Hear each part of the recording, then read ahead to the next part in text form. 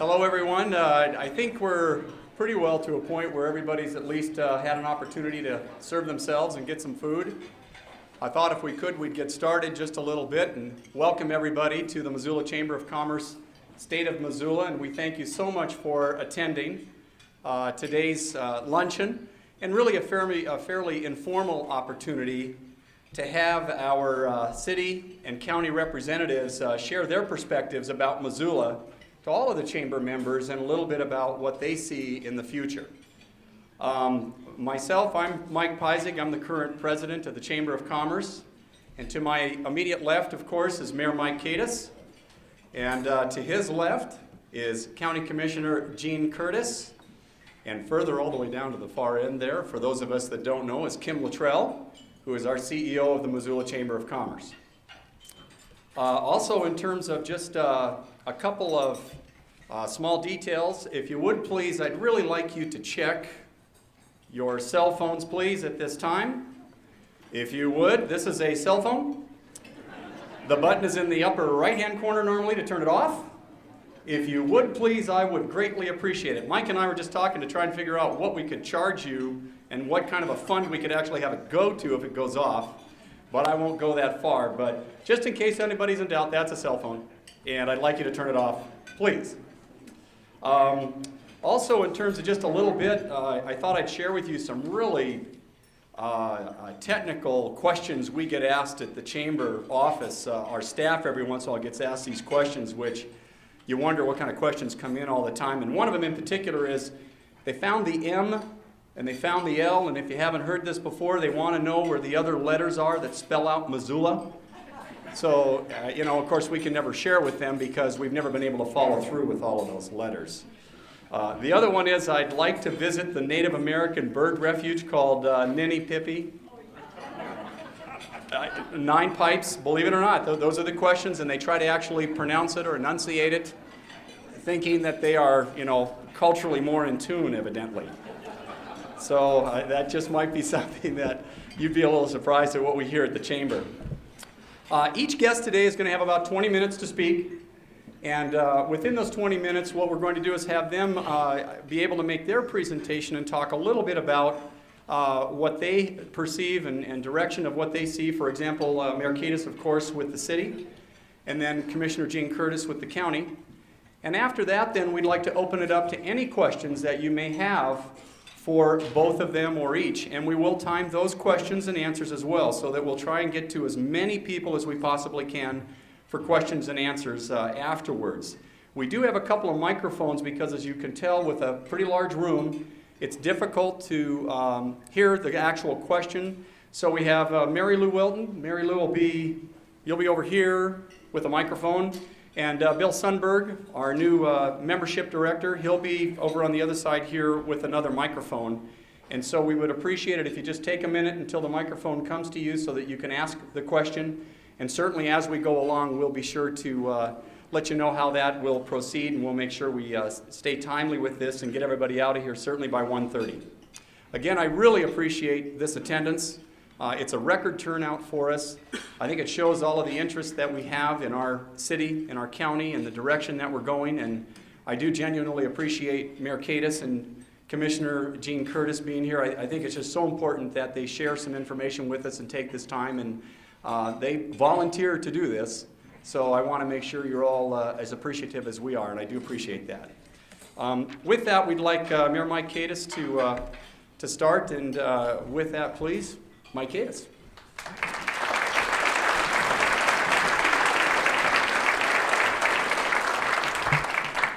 Thank you very much, Mike. That's the first time I'd heard that I'd volunteered to do this, but Yes, he did. Nonetheless, I do appreciate the opportunity. I'd like to thank the Chamber for sponsoring this every year. First of all, let me do some introductions. We've got a number of council people in the audience.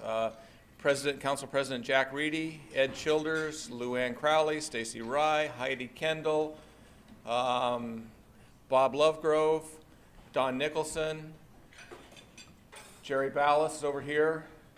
Jerry smiled when the cell phone rules went into effect. He could essentially, if we had that for council meetings and committee meetings, we could be balancing the budget off of the fines on Jerry. He's one of these guys who, he likes to play with it too, so you never know what it's going to ring. It might be the seventh, Beethoven seventh or something else, and or Cinderella. Have I missed any council members? John Engen, boy. Can't see me? He must have snuck in. It's that diet, John. Anyone else? Okay, I know there are a number of city staff in the audience, and I'm not going to take the time to introduce all of them. If you have questions that either I haven't been able to answer or I didn't give you the answer you wanted, go ask one of them and they'll try to repair it for you.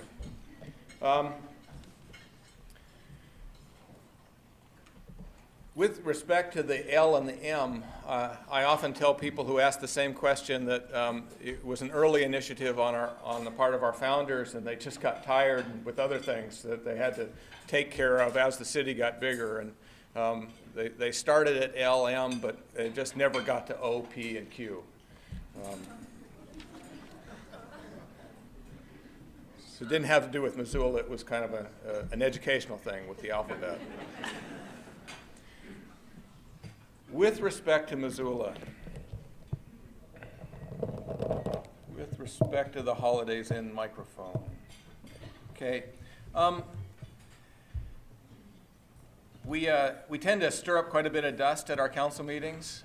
They're televised, as you know, and so there's it's kind of my show, and I have 12 co-stars weekly, tragic comedy, all in one. And it gets a lot of attention and a fair amount of press. And I'll come back to that towards the end of my discussion. But I just want to talk about Missoula in general, first of all, because I think even though there's a lot of heat and maybe smoke both coming out of City Hall, I think if you step back and look at our community and the city, things are going quite well. We have been on what I would describe as a pretty amazing run over the last 15 years of change and progressive growth in Missoula. It has been a challenge to us, but by and large, I think it's been very positive. And I think particularly if you hold up that change to the kind of change that other places around the state are or aren't dealing with, we're really doing well. If you compare us to some of the other high growth areas, like the Flathead, I think we're doing well. And if you compare us to low growth areas like eastern Montana or even Great Falls and Butte, we're doing very well. So part of that is driven, of course, by the economy. And our economy, we've had a lot of positive changes, but we've had significant growth in average personal incomes over the last 15 years. Following essentially the 80s, where we were, because of our dependence on timber and because of the national economy, we were really stuck. We have recovered from that, I would say, completely. We have continued through the last 15 years to have some of the lowest unemployment rates that we've experienced in our history. For the last 7 or 8 years, we have been between 3 and 4%. That's well below the national average, well below the statewide average. And for us to sustain that for such a long period of time is really a credit to the economy in this community. And finally, what I think is the most important change that we have experienced is we have diversified our economy immensely. We used to be an economy that was largely dependent on the university and on timber products. Timber products, through no fault of our own, took a huge dive, largely driven by interest rates in the late 70s. But since then, even with the closure of several mills, our economy has changed significantly. And it's changed in the same way that the national economy has changed. The only real difference is that in the national economy, what stopped growing was manufacturing. For us, what stopped growing was timber and commodity exports. But what did grow was services, and particularly high-end services. And you can watch the graphs, the trend lines over 20 years, and you see Missoula and the state of Montana, but Missoula in particular, really taking advantage of several service sectors and doing quite well by them. Health is a big one, business services, engineering, architecture, accounting. All of those services are pretty high-end, good-paying jobs, and we are providing services not only to ourselves but to our whole region and nationally. So in many ways, they are kinds of things that we are able to export. That has stabilized our economy in a way that was not even thinkable 20 years ago. If we had the same kind of economic circumstances that we had 25 years ago with high interest rates, we would certainly suffer from it, but we would not suffer in the same way, to the same degree that we did back in the 80s.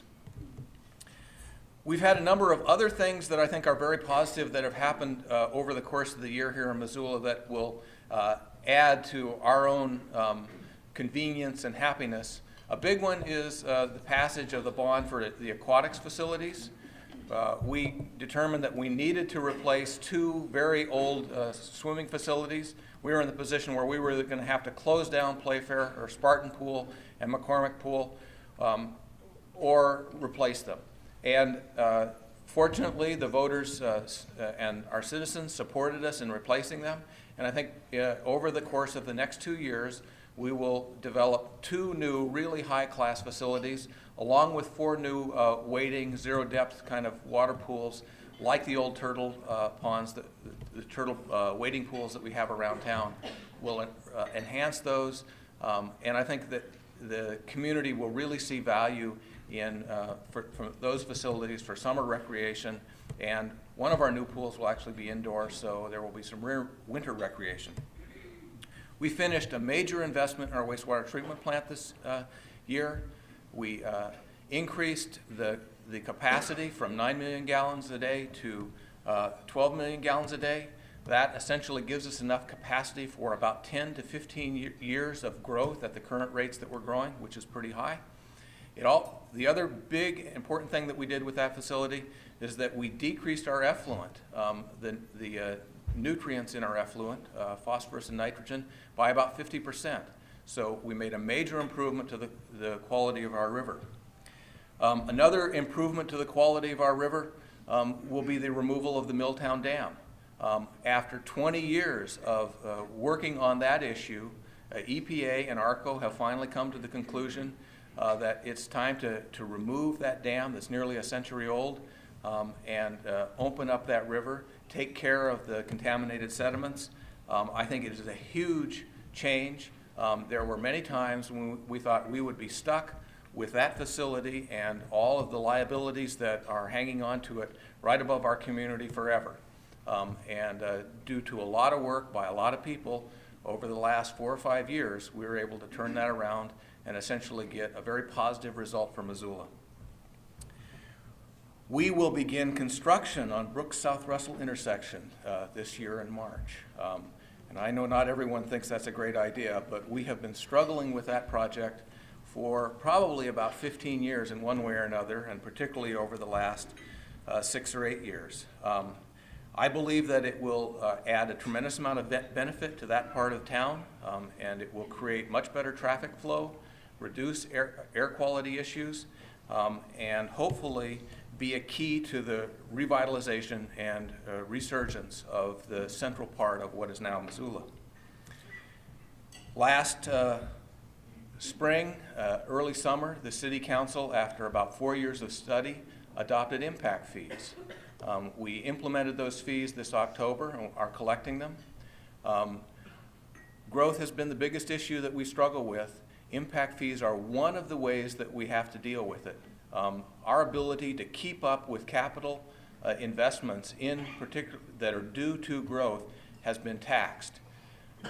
Partially because of impact fees and because of other things we've done with our other fees, is we've been able to hold our millage, our property tax levy, down from the state mandated cap.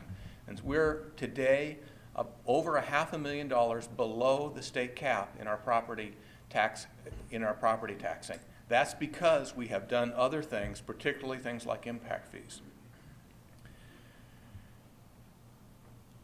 In the next month or so, we will hopefully adopt a business improvement district for the downtown area. The downtown has been part of a tax increment district for over 20 years now. That district is set to expire, must expire by state law on June 30th of this year. And the downtown community felt that a business improvement district, which is an assessment on all of the businesses and properties in the downtown area, is necessary in order to continue to coordinate infrastructure, marketing, and safety issues in the downtown. I think there's broad support for this change, and it will be interesting to see. There are lots of examples. Missoula just had someone from Spokane who runs their local downtown district, and I think very impressed by Mr. Edwards. Helena and Great Falls has had them for years, and I think it is another step for the downtown, another part of our evolution in trying to make sure that the downtown continues to be a vital place for all of Missoula. We were also just recently able to convince the State Transportation Board that urban areas, and particularly growing urban areas, were getting the short end of the stick when it came to funding, and we were able to secure about an additional $1.1 million for Missoula every year for the next 5 or 6 years. That's a huge issue. Right now we're getting about $3 million, so 1.1 in addition to the 3 is a pretty big step. When you look at our transportation issues, it's still way short of the kind of support and funding we need, but it was encouraging that the Transportation Commission recognized some of the issues that we face, and it wasn't just Missoula, it was lots of other communities around the state, and was willing to find ways to help fund some of the growth and try to resolve some of the congestion issues that we have to do.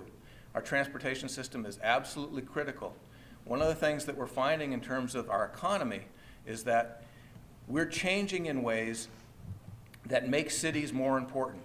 I mean, as we have moved from an economy based on commodity export to an economy based on services, urban areas are absolutely critical for the development of service economies. And that's because we are the concentration that is the catalyst, the growing ground that you have to have for services. You have to have labor markets. You have to have numbers of people. You have to have financial markets. That kind of concentration is absolutely essential to the kind of economy that the United States and therefore cities like Missoula are moving into. Transportation is absolutely essential to make that work. If we can't get things from one part of our community to another in relatively efficient ways, we create real problems for our economy. Now, this is compounded by the fact that we're growing, we're increasing our population base by in the neighborhood of 2 to 3% a year, and everybody is driving more than they were. So that increases by 1 to 2% a year. So those two things compound each other in terms of the number of vehicles on the road every day. It is probably not a problem that we can build our way out of, though construction is an absolutely critical element of the solution. But we also have to, over time, work on behavior, transportation demand management, and alternative transportation. So it's a big issue. It's really critical to our community. And again, there aren't simple answers to it. It's the kind of thing where we have to put money towards it. We have to put our heads towards it. We have to plan, think about future developments so that we can make connections over the long term. And we have to plan how we grow, where we create employment hubs, those sorts of things. And we got the Osprey into a civic stadium this year, which was a huge step. I hope you had an opportunity to go for a couple of games. I think it's been a real success. There's still some more work to do. I think the play ball needs to raise about $3 million to finish the stadium. I know they're committed to doing that, but it's been a huge step for this community after 5 years of cussing and discussing to actually get it done.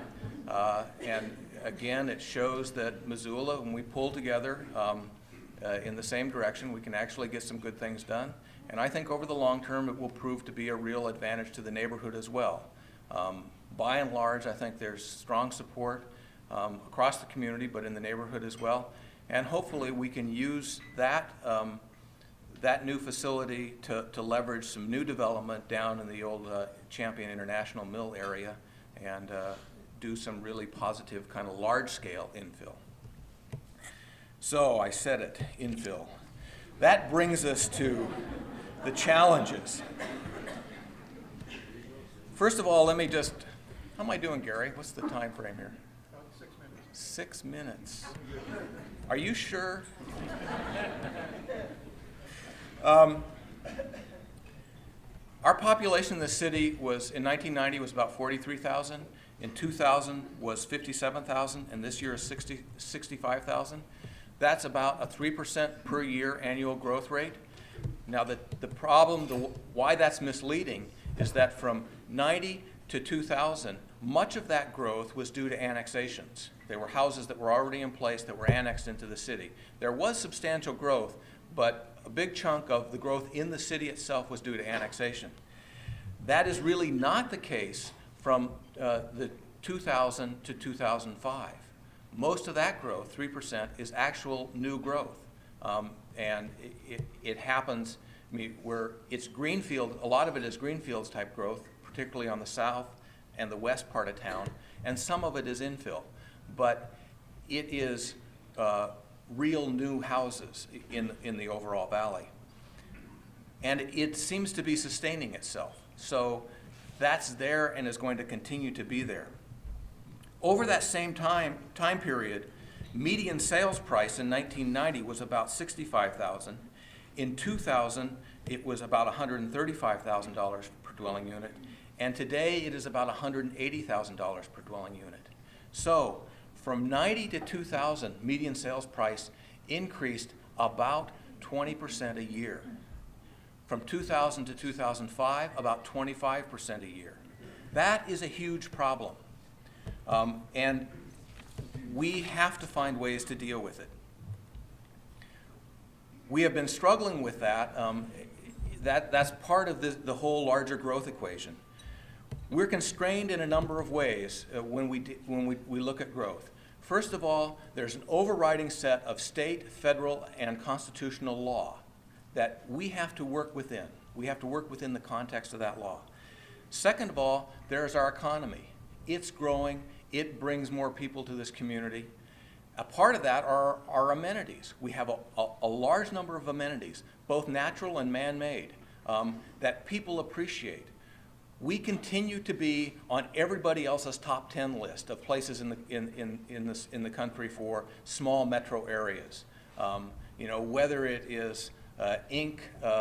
Rating us one of the best places to do business, or Outside Magazine, one of the best places to do things outside, or one of the best party campuses in the world, or all those things. There's some we don't advertise. Actually, we really don't advertise any of them. We haven't gone out to try to get them, but they keep coming. And so Missoula has been discovered in a big way, and a large part of that is because of these various amenities that we have as part of our community. And finally, we are hugely constrained by buildable space. We don't think of ourselves as being constrained geographically, but we really are. We are surrounded by National Forest Service lands with hillsides that are not buildable, 25 degrees or more. We are bisected by rivers that have large floodplains that really shouldn't be built on. Sometimes they are. And it's hard for us to imagine here in Montana, the big sky country, that there wouldn't be enough space to build. But the fact of the matter is, particularly in this mountain valley, that we are very constrained. And unless we use the space that we have unless we use it wisely, we're going to find ourselves making enough mistakes that we are going to lose the opportunity for efficiencies, and we are going to lose vast amounts of open space, and we are going to start affecting both the cost and the amenities that make this place such an attractive place to live. There are a number of local variables. First of all, density.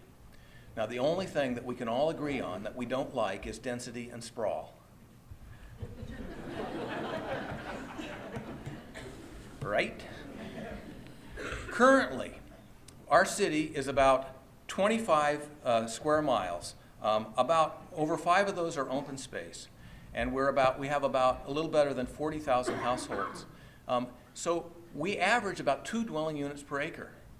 In comparative terms, with other communities our size and larger, that's pretty low density.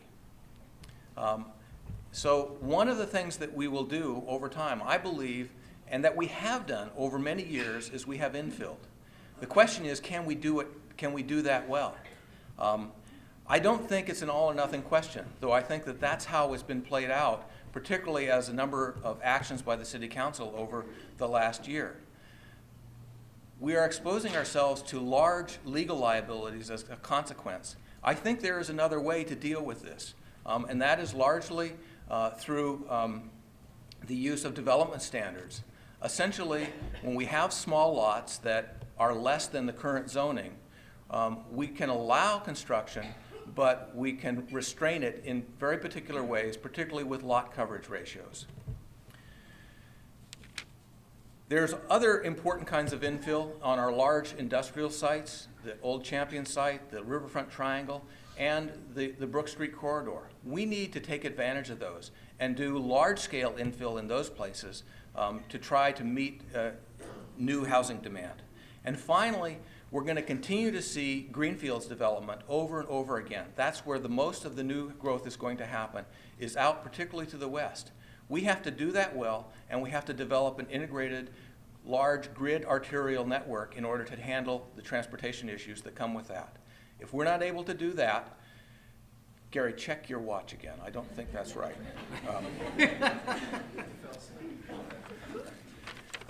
Let me stop there. I think that briefly outlines what I see as some of the concerns and challenges.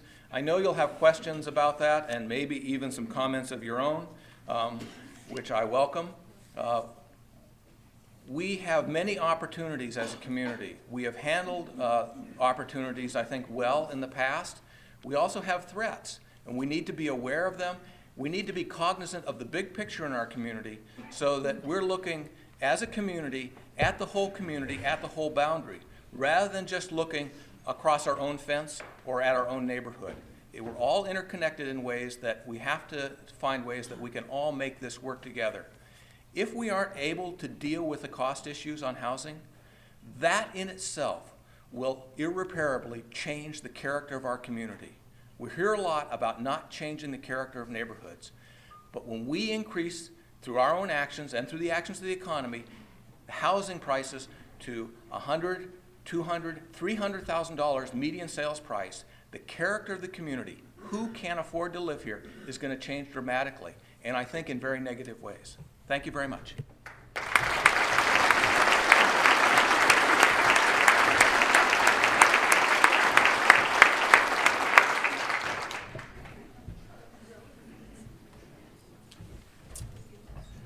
Thank you, Mike. Thank you, Mayor Kadas. Funny how that all ties together, and now we're going to listen to Commissioner Gene Curtis with the on the County Commissioner's office here. And it is interesting how it all flows together. I'm sure it'll just blend like butter. No problem at all. And with that, Commissioner Gene Curtis.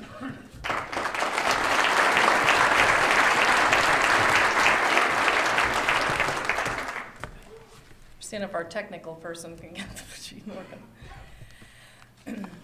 Good afternoon. I thought I'd present this afternoon the state of the county, kind of the way that we do our budget by functional areas.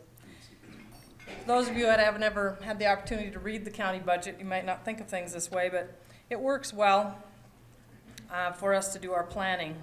So we'll talk about some of the successes that we've had in 2004, some of our upcoming plans and challenges. So I'm not sure whether that screen over there is going to work for a bit. Somebody unplugged it. Here, Gene? Mm-hmm. Okay. I just wonder if Mike and I should we go around to the out or can we watch it from here?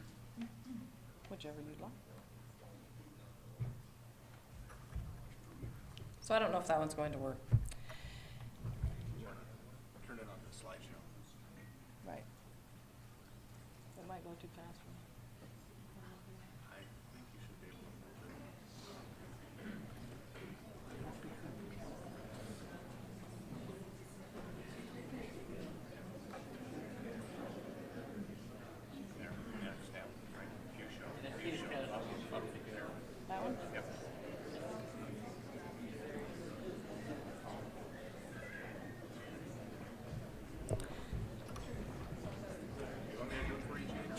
Sure. So see the city and the county get along. Mike said he'll push the buttons. Sometimes we push his buttons, sometimes he pushes ours. You're scraping the bottom of the barrel to find your tech expert. I know. The other one's out. So I was one of the fortunate people who was stuck in New York in a blizzard and didn't come in until 7 o'clock last night, so I didn't have time to work on this a lot. So we'll see how it all goes. If you'd like to push the next one. Yep. Missoula County, of course, has a whole list of elected officials. Is it going to show? There they come. Just keep pushing until that page fills up.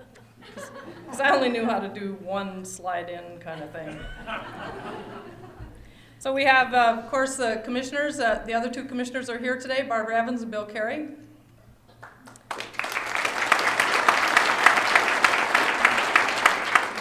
We have a county auditor. I'm not sure who all is here, so if you're here, wave, I guess. Clerk and recorder. I know she went to Helena to the legislature. 2 justices of the peace, superintendent of schools, which is often confused with, because it's Missoula County Superintendent of Schools, and then there's Missoula County Public Schools Superintendent, but Rachel's the one that oversees all of them in the county. Clerk of court, county attorney, and then, of course, an elected sheriff. Next, please. So we divide our budget up by function, and we have community development, culture and recreation, human services, health, general government, public works, criminal justice, and public safety. So this graph shows the breakdown of the county budget by those groups. Administrative costs like accounting, human resources, information systems, and risk management are allocated across all the funds, and they equal about 5.9% of the total fiscal budget. The total county budget in 2004 was $61,951, but we actually only spent $53,317.17. So I said that all wrong, but you can read what it says. So the savings that was there results in the county having some dollars that we use for what we call one-time projects. So if it's going to be a staff person, it's not one time. But if it's going to be a desk for a staff person, it could be one time. So when I came into this job 5 years ago, the county was having a little bit of trouble with their budget, and this is the way we've adopted doing the budget now. We set aside money for capital improvements, we set aside money for technology. We make sure that when we budget for something that's ongoing, that the money is there to follow that, and then we do things with cash. So some of the things that didn't happen in last year that will carry forward are some road projects, the Grant Creek project, which is looking at how to solve the problem there with it flooding. Some of the grants in OPG, and those go forward. So here we have a nice slide. Luckily, we have people who take nice pictures of the courthouse. The next one is a picture of the clock tower. And the next one is actually a picture of the clock works, which is really funny what things make the news in Missoula. But Rob Cheney called me up one day and said, so why isn't the clock working on the courthouse? And then it made news. This is the workings. They're kind of old and it needed to be fixed. So I thought it was a neat picture that was one of the million that were sent to me. The courthouse was built in 1908. And it has needed some repairs. This past year we completed the repairs of the terracotta on the outside, refurbished window casings, and worked on the marble steps. So if you push one more, it'll show the steps before in the progress, and now you can go look and see how lovely they look when they're done. Unfortunately, when they went to take out the bottom step, they didn't realize that the concrete and the sidewalk had adhered to it, so it cracked it. That's why it took longer. They had to get a whole another step there that wasn't planned for. We really appreciate the fact that the MRA has helped us in funding these projects. Public safety, we put the public safety budget in its own, they have their own budget now that you'll see on your taxes that it's been divided out. to show that. It's over $16 million for public safety. This comprises has the Sheriff's Office, patrol and detectives, the detention facility, as well as our Emergency Services Office and 911. Some of our successes, we had 2 911 center people who received awards for their work. We centralized the facilities management of detention under our Facility Services Department. This allows for staff expertise and more staff to be knowledgeable about that facility. Emergency services, the health department, and others through what we call HEAT, a health emergency advisory team, planned and carried out 2 mock emergency trainings. Fortunately, Missoula County has had this planning and model in place for several years, so while Homeland Security tells us that we need to do this, we already had the model in place. So the next picture shows some of the communications tower. Our communications system, which is for 911, the fire, the sheriff, the rural fires, was really in bad shape. Now you know why. If you see that Missoula County owns snowmobiles, you'll know why. That is .118, I think, up by Lolo, and that's one picture of how deep the snow can get. There's a couple more that show. There's the building, kind of buried. And that's after they dug down to get to the door. There's taking a propane tank up. There's no electricity up there, so everything's run on propane. And we know, then we have sensors that let us know whether or not somebody needs to go up and fix anything. So I'll finish a little on the communications towers.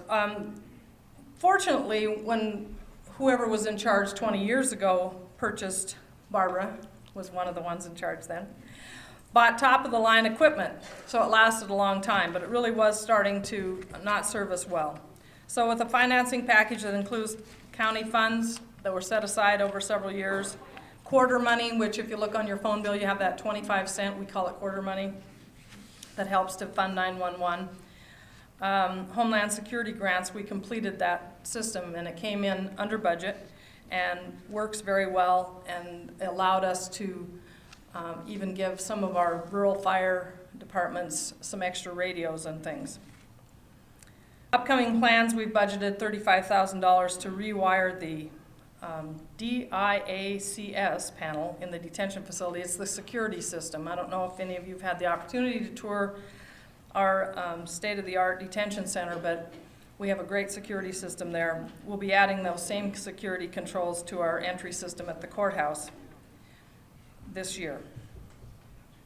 Some of our challenges, the state-of-the-art detention center that opened 6 years ago, we thought it would serve Missoula County for 20 years, is full. We have a contract with the Department of Correction to rent 1/3 of the adult beds for the state, for state prisoners. And you'll remember that at that time, the state was encouraging regional facilities and said that they would be using them because the state prison was full.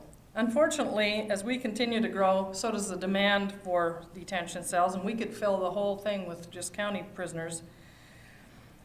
But we have these beds rented to the state.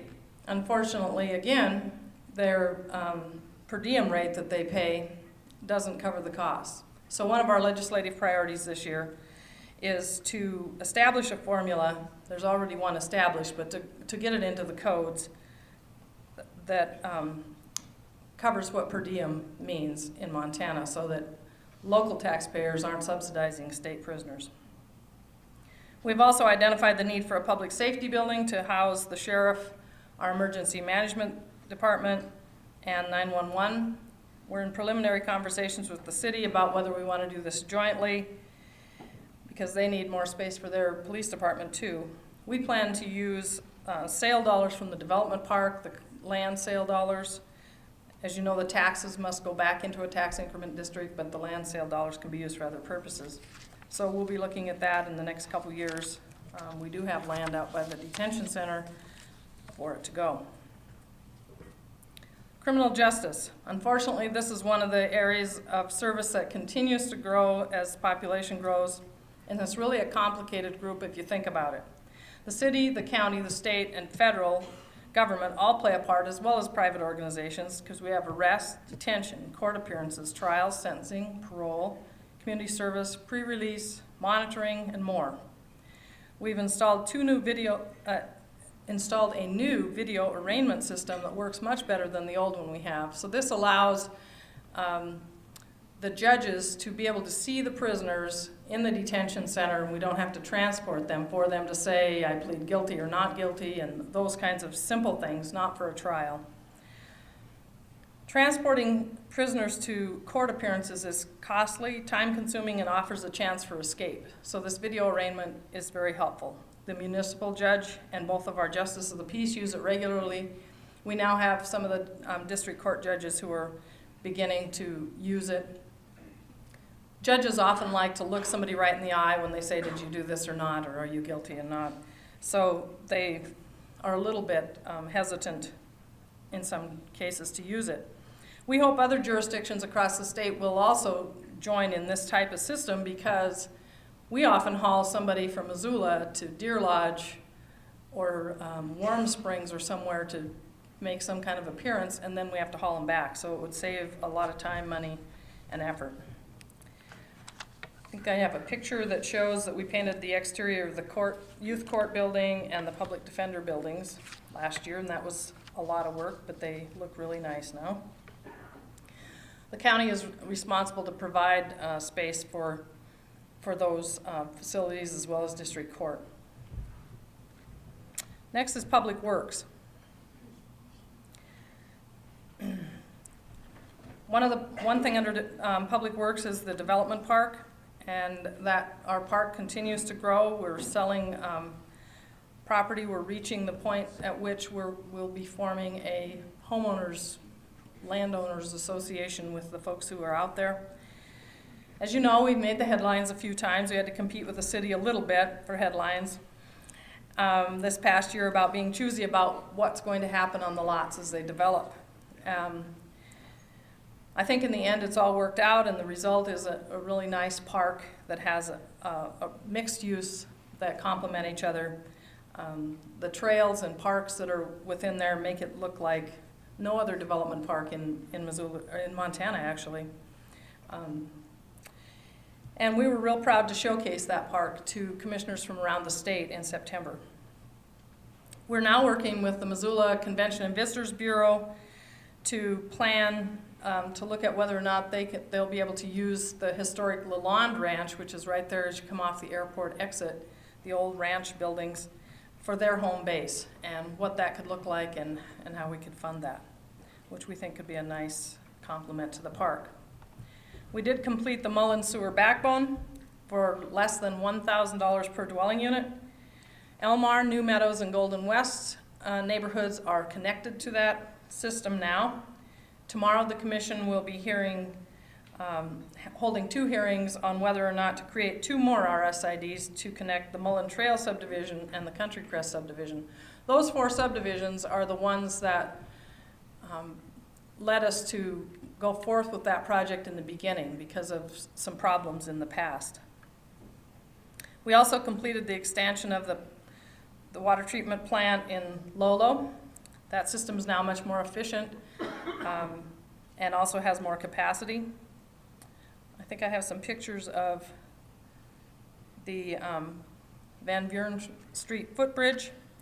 For those of you who don't know, the county is responsible for all bridges in the county except ones on state highways. And so the city and the county together actually worked on doing this. I think there's another picture there too, and we got it done in time for the first Grizz game, which was the goal. We also continue to replace aging equipment with revenue from the forest receipts money that we get that's earmarked for roads. And here's a couple other pictures showing the road crew at work. That's a crossing for the children out by DeSmith School and fixing signs in the middle of the winter. The things that are upcoming on your taxes this year, you would have seen an increase in the road mill to earmark $100,000 for dust abatement. That is, we hope we'll be able to do 25 miles of county roads per year. There's also $30,000 budgeted for non-destructive testing on the Scott Street overpass. There's some question about whether this overpass is really a bridge because there's no water, but we will be looking at the integrity of the overpass. One other thing under Public Works, the commissioners went around and held conversations in several communities. We went to Lolo, we went to Sealy, we went to Clinton, Frenchtown, and here in town held discussions about whether or not Missoula should have a code enforcement program. As you know, the legislature said we couldn't do building code enforcement in the donut area, that we couldn't allow the city to do that. So we will be holding hearings here in the spring. We're getting close to being ready to hold hearings on what we heard people say. People said that they didn't want they wanted to be able to build a cabin up in the woods without having somebody because it might take years to have it inspected. So what we're going for, we had offered them several choices and then just asked for their information back. Do nothing, so to be like it is now. Do what the state does, which in single-family homes is only electrical and plumbing, or do something as comprehensive as the city or something in between. What we heard from people was do a program like the city does, a comprehensive program, but for somebody who's going to build their own house, give them the opportunity to opt out of having an inspection if they would like. If the houses are built within a subdivision, however, we would expect that they would be inspected. So we'll be having that hearing pretty soon. County Extension and Weeds, we have the Master Garden Program, 4-H, and in the weed department they have adopted a weed management plan for the county or for the state highway department that's now been adopted clear across the state.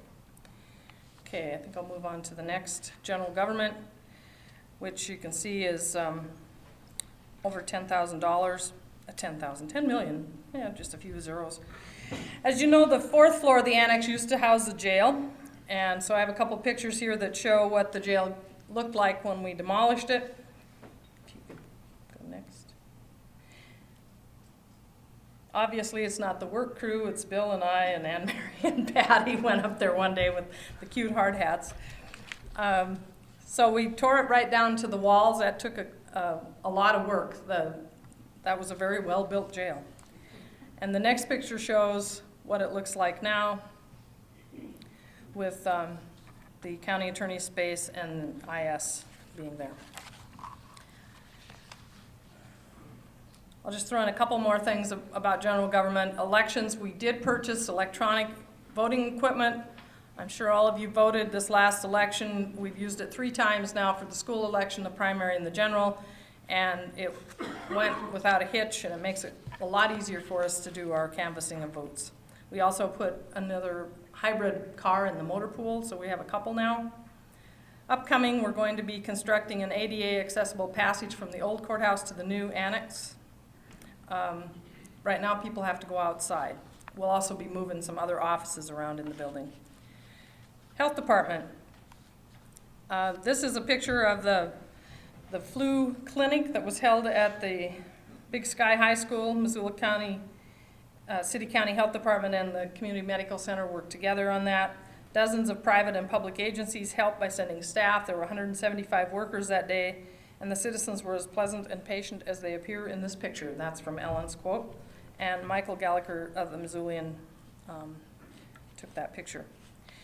At Partnership Health Center, we've now expanded our dental program. We have 3 dentists. We're putting in additional chairs. We're slowly being able to catch up and meet the demand of folks that can't afford to have dental care.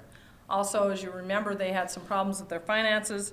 They had a positive cash flow last year of $420,000, and they're paying down their deficit, and we have a much better idea of things to watch for there with our key indicators.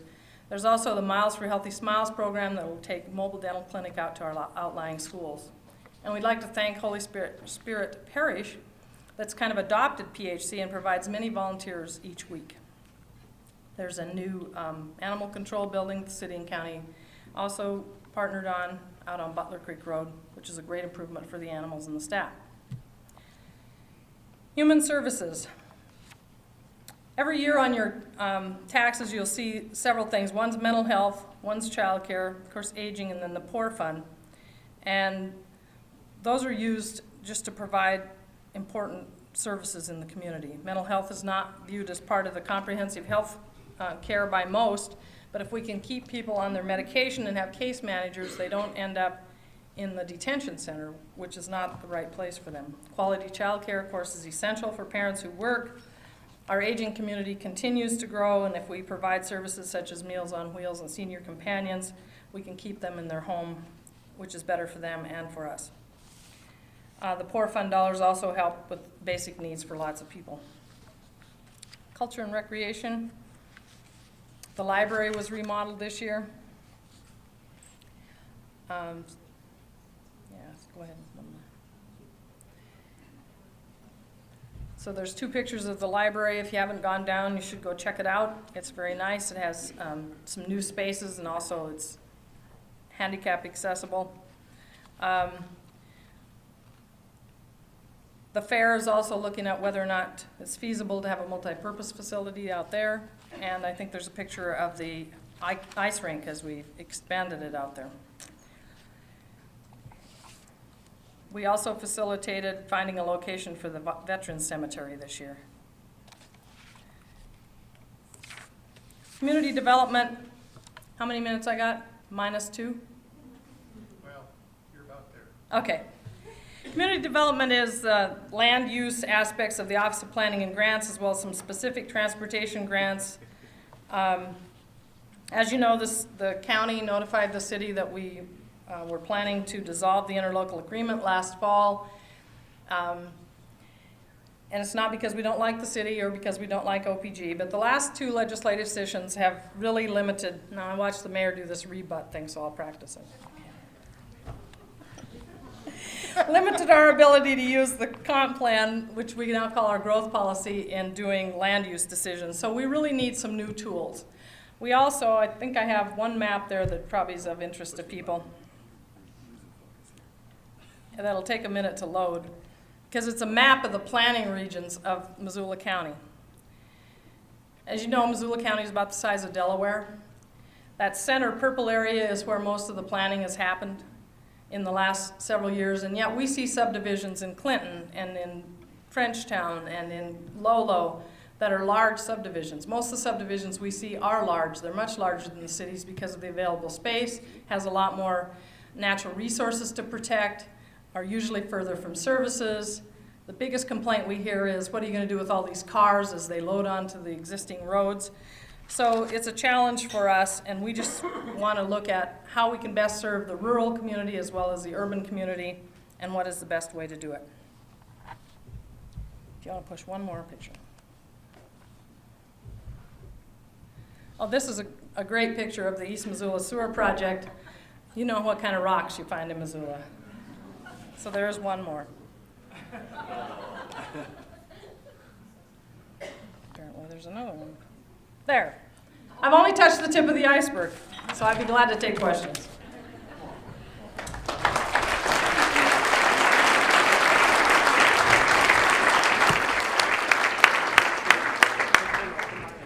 Thank you very much, Gene. An excellent couple of presentations, and as you can tell, there's a tremendous amount involved in running our city and county government, and we owe each of them a token of gratitude for coming and certainly talking on behalf of the state of Missoula. We really do appreciate it. Thank you so much. Thank you.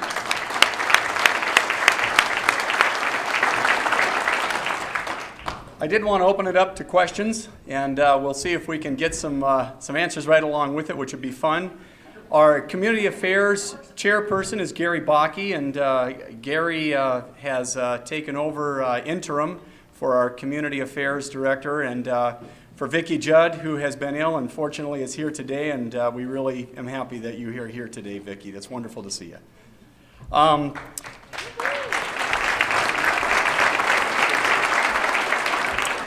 Okay, who's got our microphones? Mary Lou's got a microphone, as does Bill, and we're going to try this another piece of technology here.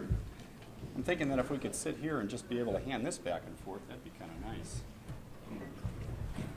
Does this, wow. Don't you love today's technology? I mean, this is great. So we'll just hand this over. Gary, do you want to point? I think we'll just open it up for questions. Well, great.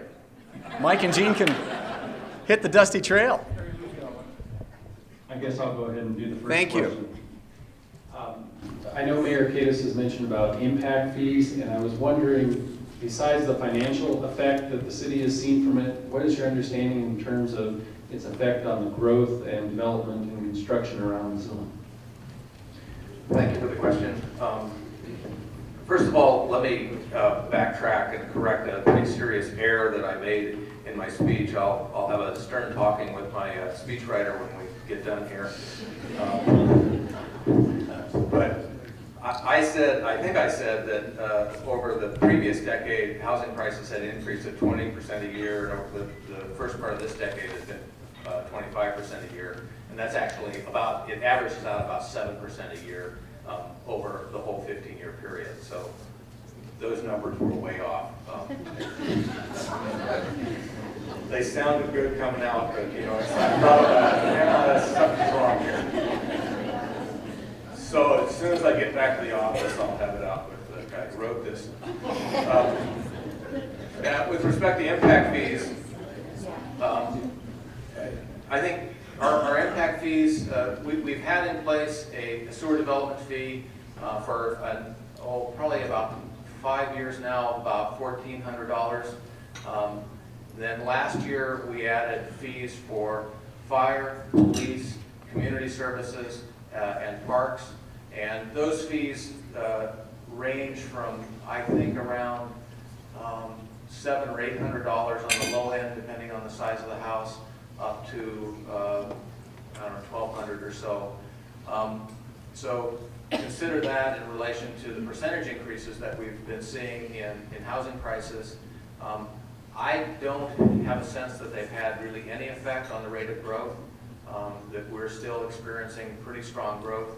We did see one big bubble in 2000 where we went from an average, we had been moving along at between 500 and 800 dwelling units per year. In 2003, we got about 1,500, and it was because we had a whole bunch of new multifamily. And if you're in the rental business or in a rental market, you were aware of that. That has since dropped back down to below 1,000 dwelling units per year, and we're still kind of in that range between probably pretty close to 800 or so. So as far as I can tell, there hasn't been any significant impact. Now it's still, since the fees didn't go into effect until October, it's probably a little premature to say how much effect they've had, because the bulk of the building and fees will not happen until this spring and summer. Thank you, Mike. Another question? I'll follow up to Gene just real quick. With the impact fees then in relation to the city, how do you feel is that going to affect the county and its development and what we've got going on out there? Is that something that may affect us countywide? As you may know, the county did participate in the study with the city, and so the challenge in the county, so we haven't finished looking at impact fees and deciding whether or not we will impose any or all. The reason that we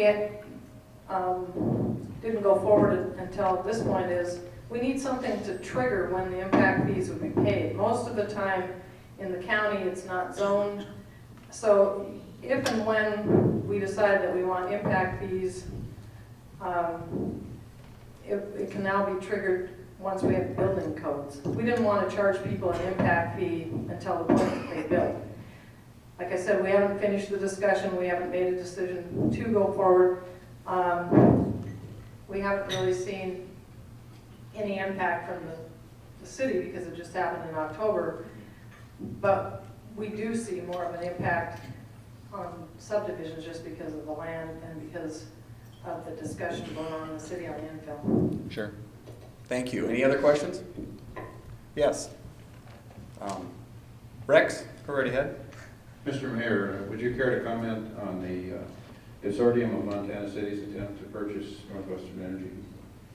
Sure.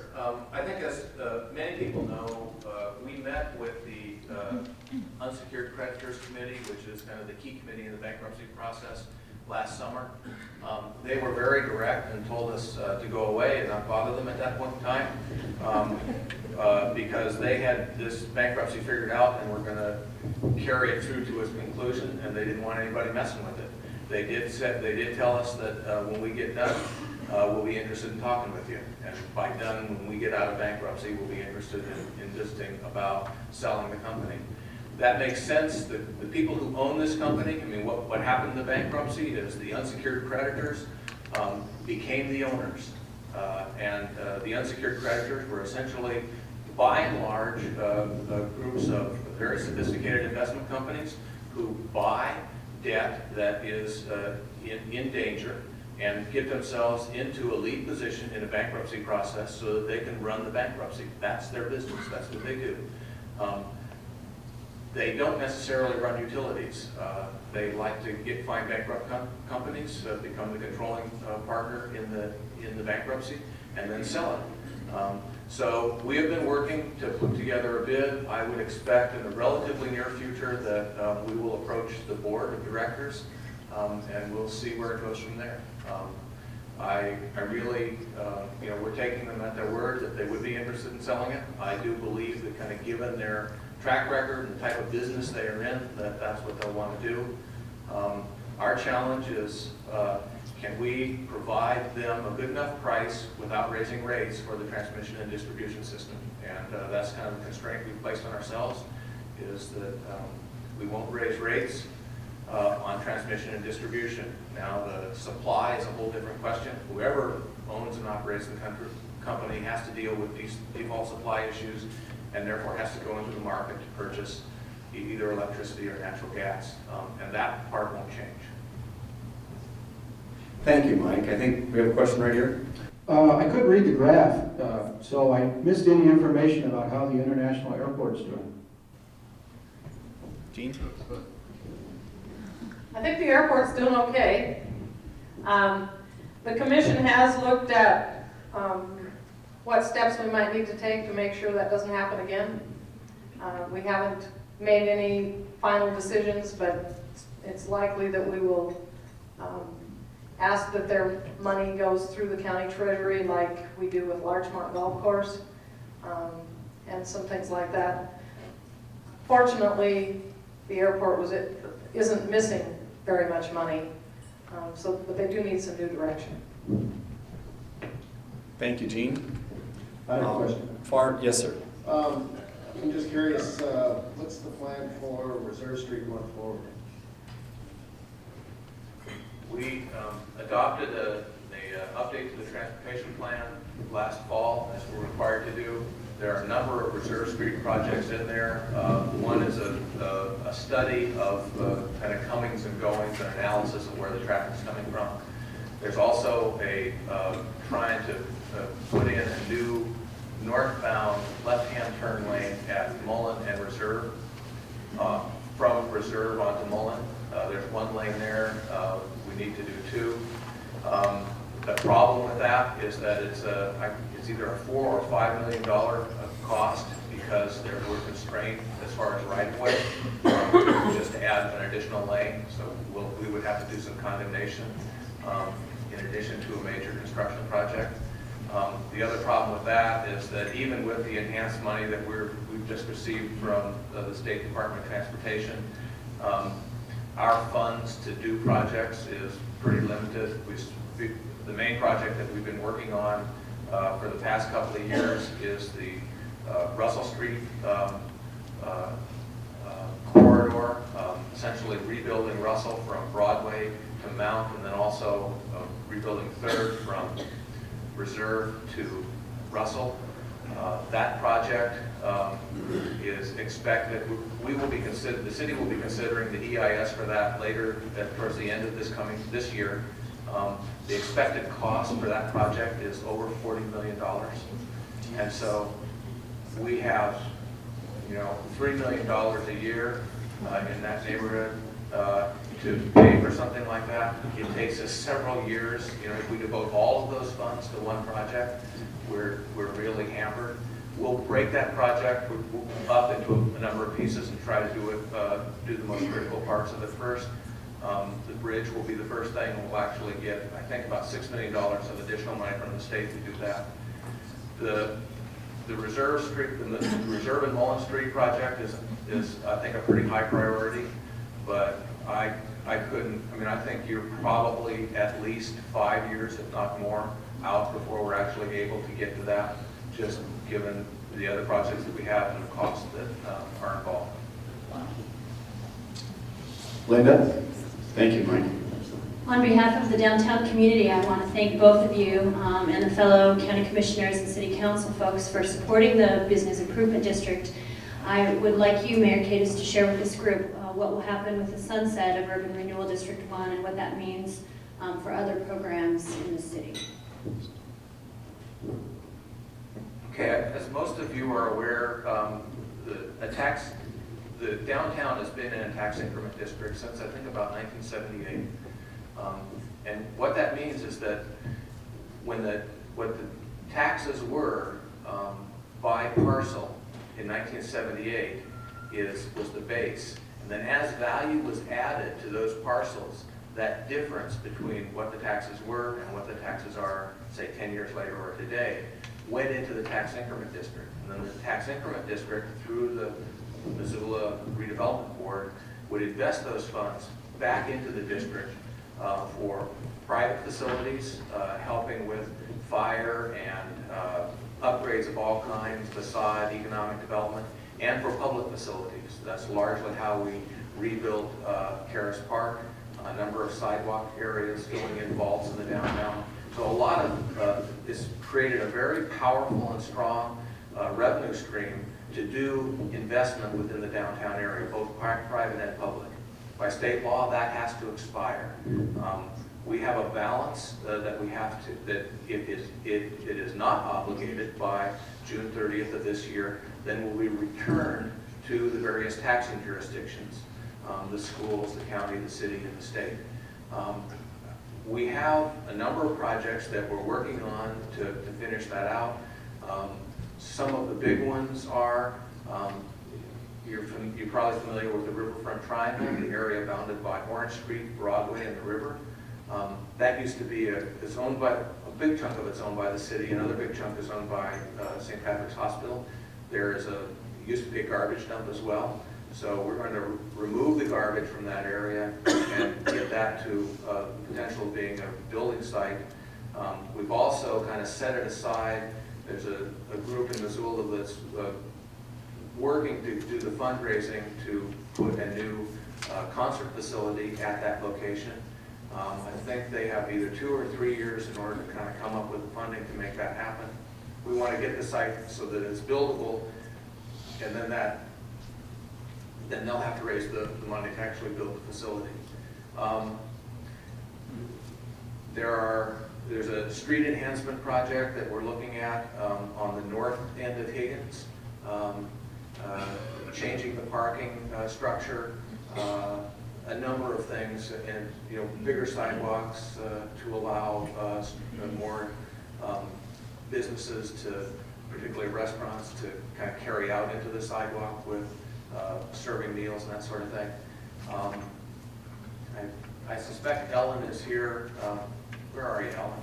Right here. Right here. But Ellen Buchanan, I'm sure, if you're interested in any of the projects or how the first district is going to end up having to be phased out here, please talk to Ellen. As I said in my talk, the downtown businesses have taken it upon themselves to try to essentially continue the tax increment district, but in a different form, using the business improvement district, which is a totally different set of laws and a different financing mechanism. It will be much smaller than the tax increment district is today, but I believe it will be an anchor and a good transition to maintaining a healthy business interest in the downtown and keeping it vital. Did that answer your question? I knew the answer. You just thought I could get away with talking longer than you could. Thank you, Mike. Any other questions? Truxton, do you have a mic? Could we please? Thank you. This is a question for Commissioner Evans, and I was curious if there's been any discussion, Curtis, excuse me, between the Missoula County commissioners and our federally elected officials after C.S. Porter and all 3 of our high schools failed to meet the No Child Left Behind standards. We have talked with Rachel Bayou, who is our county superintendent of schools, and according to her, a lot of the reason that you get those bad report cards is an interpretation. Schools that have more children who are on free and reduced lunch, in other words, our lower income communities, are required to test things that other schools aren't.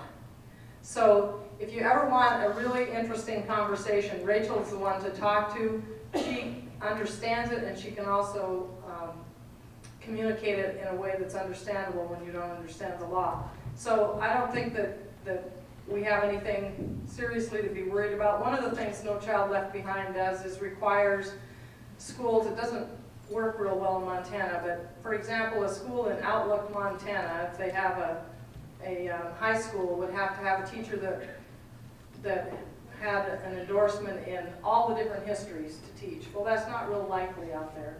They're probably going to have an endorsement in geography, and they need to teach American history and world history and a lot of other things. So a lot of it is just the law. I think that Missoula County is fortunate to have good schools. Thank you, Jean. Any other questions? Yes, right here. Second, Jerry. I'll have Diane go first. Diane, thank you. Thank you. Mayor Kadas, you mentioned several public works projects that are going on around Missoula, and inquiring minds want to know what's the status of the Broadway Road Diet. As you may recall, we put it out for bid last summer. The bids came in way high, so we pulled the project. I believe that it is in the MDT bid list for April bidding. So if it comes in within budget, then we would build it as soon as the weather heats up enough. So the good news is it won't come in budget. Is that what I heard?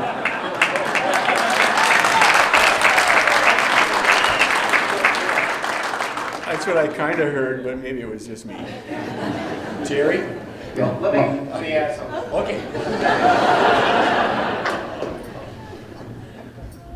If you've paid attention to this, you know that it is a fairly unsafe corridor. I think 4 people have died in that corridor over the last 7 or 8 years. We did, at my insistence, we went back to the MDT and asked them to do a warrant study, another warrants analysis on doing a signal at Broadway in California, which was the solution that we have asked for several times. They did that analysis and they came back again saying that no, it does not meet warrants. Their rationale is that whenever you put a signal in, you create some accidents because you end up with rear enders. Particularly a signal that is is a demand triggered signal, as this one would need to be. And they are concerned about the liability of, they believe that based on their analysis, putting a signal in there will create more accidents than it will solve. And so, as a consequence, they will not allow us to put a signal on their road. We've been through this several times. I believe that we have an obligation to the community to deal with the safety issue. We did a very thorough analysis of the lane reconfiguration. The analysis done by people who do this on a daily basis, that they're trained professional and traffic engineers, indicated that it would decrease the number of pedestrians. Doing the 3-lane reconfiguration would decrease the number of pedestrian accidents, would decrease the number of vehicular accidents, and would decrease the travel time by 1 mile per hour. We felt that was a reasonable trade-off. And all, that analysis went through peak hour delay, peak hour type of analysis. We think because of, I think anyway, because of the health, the safety issues that we face in that corridor, we need to give this a try. The department also promised that if it doesn't work, they will scrape it off and repaint it back the way it was. So, based on that, I'm committed to going ahead.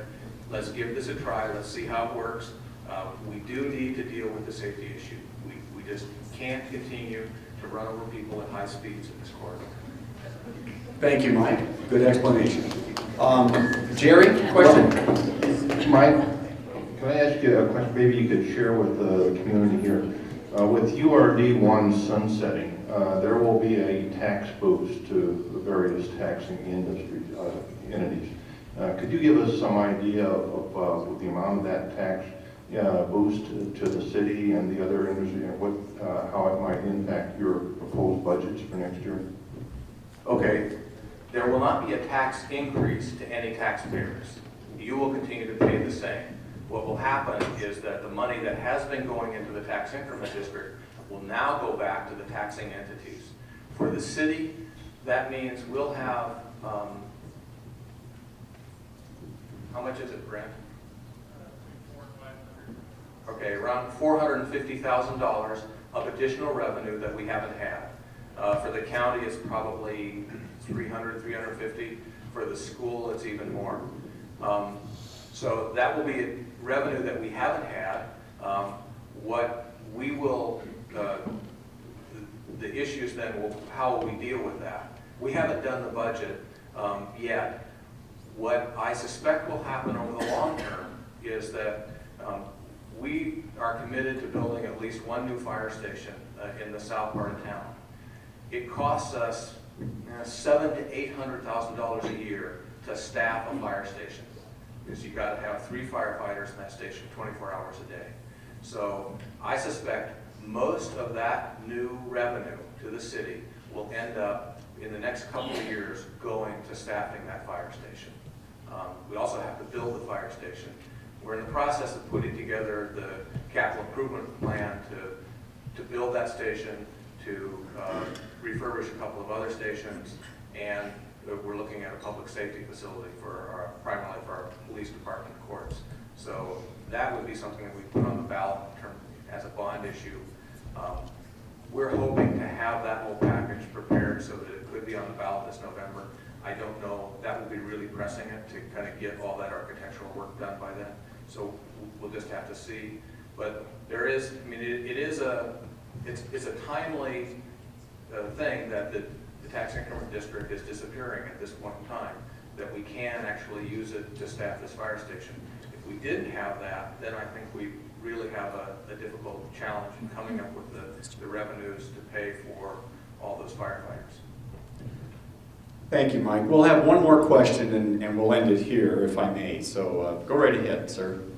Jane, this is for you. Could you maybe talk to us a little bit about the plans for the Y sewer project and maybe bring the water out there? At this time, I believe that the folks that are working on that have collected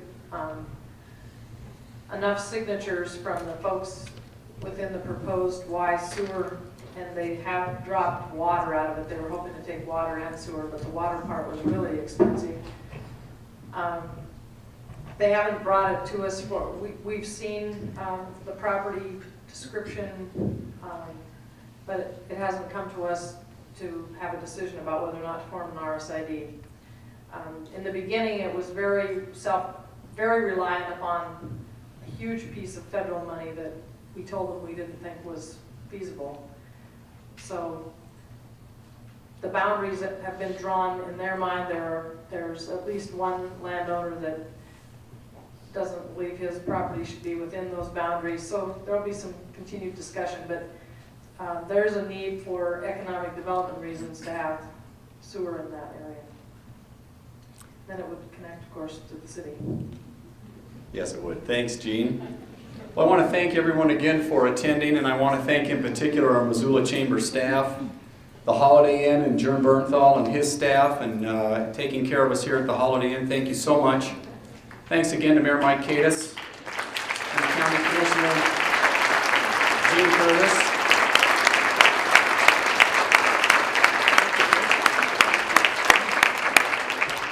And thank you all for attending today's State of Missoula, and have a great day. Thanks a lot. Well, thank you, Mike. There you go. I knew